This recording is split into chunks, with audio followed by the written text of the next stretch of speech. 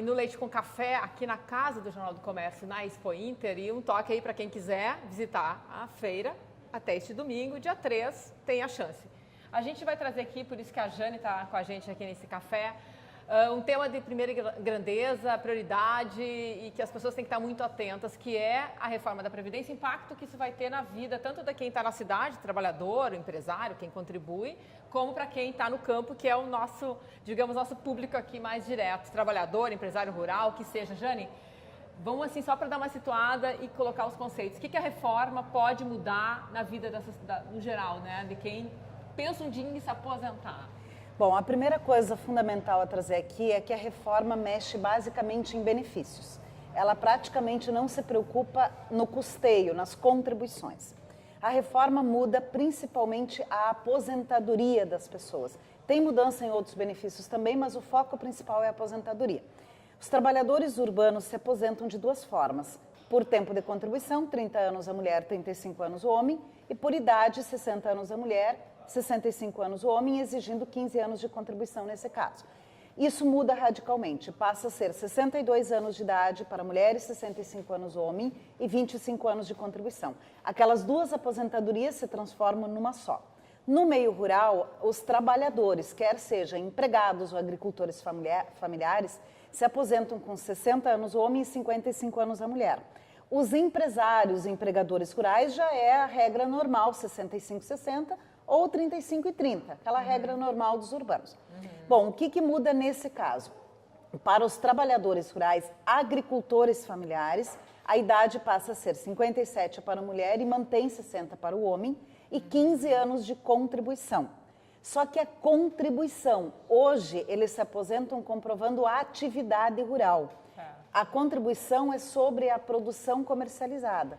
A partir da nova regra ser aprovada, será feita uma contribuição direta, mensal, anual, mas direta de no mínimo 5% do salário mínimo.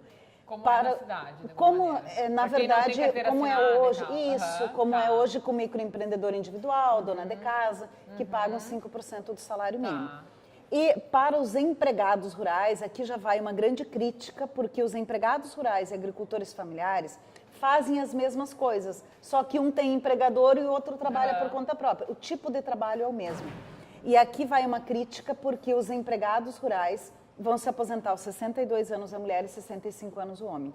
Essa deve ser uma preocupação do meio rural, não só do empregado, como do empregador, porque ele vai ter ali na sua propriedade uma pessoa que de repente não tem mais condições físicas de continuar trabalhando. E essa questão do tempo de serviço, a idade, que realmente é onde quem está no campo mais está gritando, né? E por que é tão assim, ó, por que não dá para comparar o trabalho urbano com o trabalho rural, assim? Tem onde uma tá a grande diferença. A grande diferença está no trabalho penoso, que se traduz no exercício físico, que é feito no esforço físico, mas principalmente na exposição ao sol.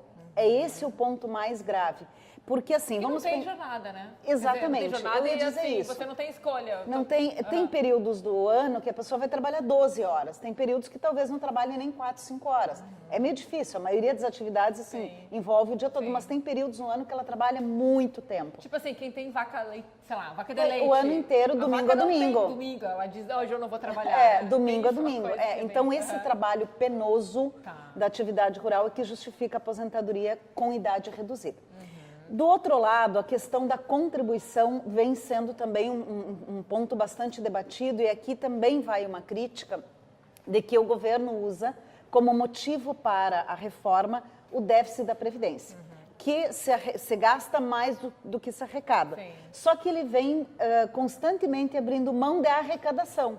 Ora, se o orçamento é deficitário, não adianta mexer só nos gastos, tem que mexer na entrada. Ele quer cortar de um lado e não. Só que está tirando dinheiro o próprio governo. Hoje, quer dizer, o governo tem usado, quer dizer, é tanto número, né? Sim, agora, até a população fica confusa com tudo isso, né? Hoje a gente trabalha, o governo diz que tem quanto de déficit? O governo usa um critério do que entra no caixa esse mês, do que sai no caixa esse mês. Esse é o critério que o governo usa.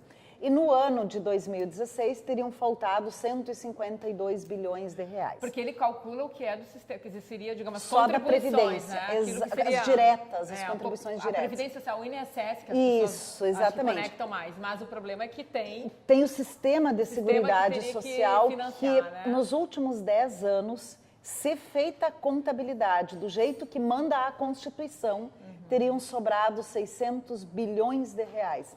E esse dinheiro daria para pagar 1 ano e meio quase. Não entrou? Ele entra, na verdade, só que ele acaba sendo utilizado de outra forma, em outros gastos. Uns justificáveis e outros não, mas acaba sendo desviado para outras finalidades. E a gente, tem a reforma, né, que está tramitando no Congresso, a gente sabe que aí o próximo passo seria ir para o plenário da Câmara, né? E como é que está esse... E o projeto que está indo mantém essas condições que tu falaste? Exatamente, isso tudo que eu falei já é a versão final, já é a versão do relatório aprovado na comissão. Então, agora, o próximo passo seria ser aprovado no plenário da Câmara. Ele precisa ser aprovado 2 vezes na Câmara e depois 2 vezes no Senado. Então, é possível que ele sofra ainda modificações, se é que vai à votação, porque isso tudo depende muito de uma conjuntura política. Sim, a reforma da Previdência, ela afeta a população toda. Afeta empresário, afeta trabalhador, afeta todo mundo. Porque a gente teve a aprovação da reforma trabalhista, né? E a dúvida é...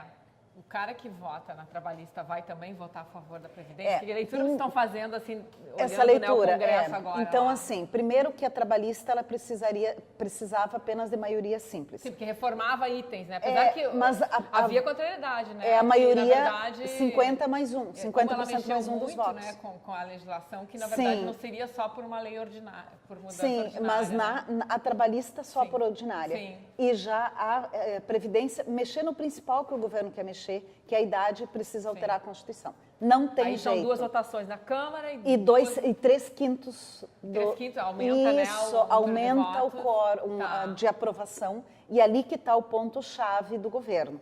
Além disso, enquanto a trabalhista afeta empregados e empregadores, a relação de emprego, a previdenciária afeta agricultores familiares, afeta servidores públicos, afeta benefícios assistenciais, então ela tem um impacto muito mais amplo que a trabalhista. E tu que está acompanhando, a Jane está sempre em Brasília, acompanha a CPI, aliás, a Previdência, que é outro, né, dado aí todo esse caldo aí que forma essa discussão.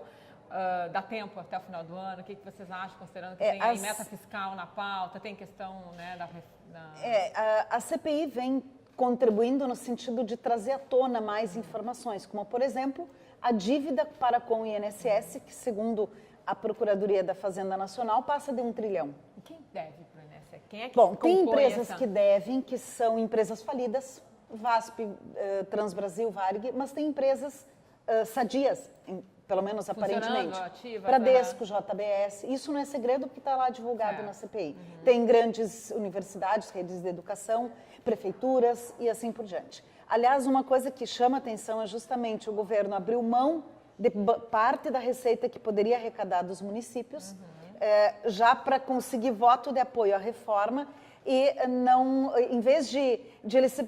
Justamente ali ele teria uma segurança maior de conseguir arrecadar, porque senão ele tranca o recurso. Mas a alegação é sempre que o município está em dificuldade. Isso, só que aí não fecha o discurso do déficit da Previdência. Esse é um ponto-chave. Porque, no geral, o que a gente vê é que tem um lado que vai pagar a conta pelo outro, mais ou menos essa a lógica, assim. O governo trabalha muito até com a dificuldade das pessoas em conseguir realmente ir lá e pressionar para manter o que elas mas eu acho que se a reforma não foi aprovada até agora é porque houve uma pressão muito forte, principalmente do meio rural.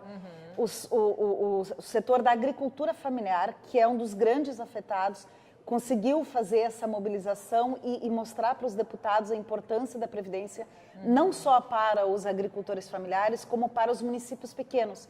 Porque é uma forma de distribuição de renda, não só distribuição de renda do meio urbano para o rural, mas dos grandes centros para as cidades menores. Você tocou numa questão assim, que sempre também é trazida, que é a questão da aposentadoria rural, aquela que que se fala, porque... Não teve contribuição, né? Exatamente. Dizer isso aqui isso, sim, porque é uma coisa que dizer isso aqui no Rio Grande do Sul, no sul do Brasil, é uma ofensa, porque os agricultores pagam sobre a produção comercializada. O que é essa contribuição deles? É chamada Fundo Rural. Esse nome é meio equivocado, porque o Fundo Rural em si era um fundo que acabou lá, mas a contribuição é a mesma, sobre a produção comercializada. E aí, de novo, a coisa estranha é que o governo reduziu a contribuição, que era de 2%, passou para 1,2%, já buscando apoio dos grandes empresários e empregadores rurais, mas que também de certo modo, beneficiou diretamente agora, mas prejudica no futuro a sustentabilidade da previdência no meio rural. Porque o fundo rural, como é que ele funciona? Toda vez que o agricultor vende... O agricultor paga ele, mas ele não recolhe diretamente, Não, né? o agricultor vende, a empresa desconta e recolhe.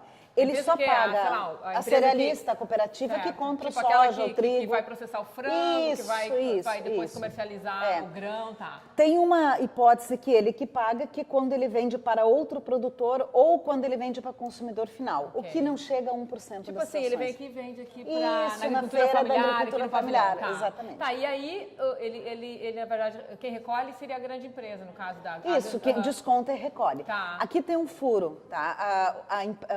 As empresas acabam muitas vezes descontando e não recolhendo porque não há uma fiscalização, que ela dependeria de uma atuação da pessoa, do fiscal ir lá. Enquanto que a maioria dos sistemas hoje consegue puxar essas informações. Tem uma conta de quanto hoje? Se fala num prejuízo aí de mais ou menos, no mínimo 50% do que não chega aos cofres da Previdência. Quanto seria isso? Mais ou menos 6, 7 bilhões de reais.